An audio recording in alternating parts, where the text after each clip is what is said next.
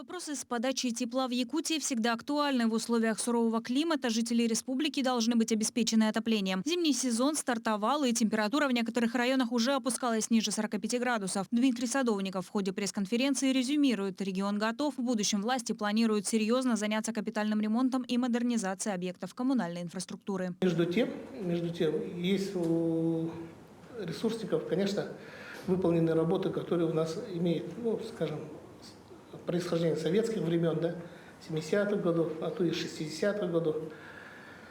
И здесь, конечно, безусловно, ресурсниками ведется работа по паспортизации и по корректировке тех схем, которые у них есть. Еще один важный вопрос на повестке дня: когда будут открыты зимники через реку Лену. На сегодня в Якутии работают 4 переправы – в Верхнеколымском, Жиганском, Момском и Сунтарском районах. Что касается республиканской столицы, толщина льда еще не соответствует нормативам для выезда и легковых, и грузовых машин. Но мониторинг идет постоянно. Сегодня, учитывая холодные, отрицательные температурные погодные явления, мы стремимся к тому, чтобы сместиться, чтобы побыстрее открыть зимники в первом этапе до 3 тонн.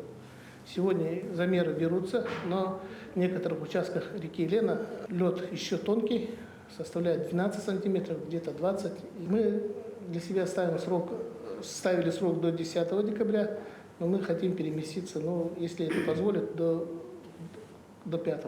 Поговорили и о планах на будущее. Модернизация и строительство ГРЭС взамен устаревшей идет своим чередом. Сейчас оценивают проект. Завершение объекта намечено на декабрь 2025 года. Возводить новую станцию будут в том же районе. Не обошли подготовку к пожароопасному сезону. Во время визита в Якутию полпреда на Дальнем Востоке Юрия Трутнева глава республики Айсен Николаев отметил, что жаркий сезон регион встретит во всеоружии. Конечно, в свете трагедии Бескюля мы особое внимание будем уделять нашим населенным пунктам. Сегодня закупается техника.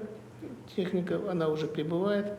Часть техника уже отыграна, и мы будем получать ее в начале этого года.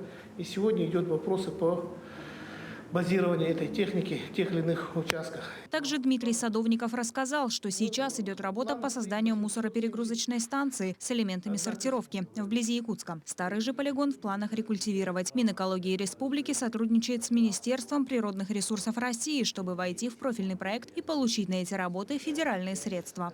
Мадина Халикова, Георгий Григорьев, Якутск.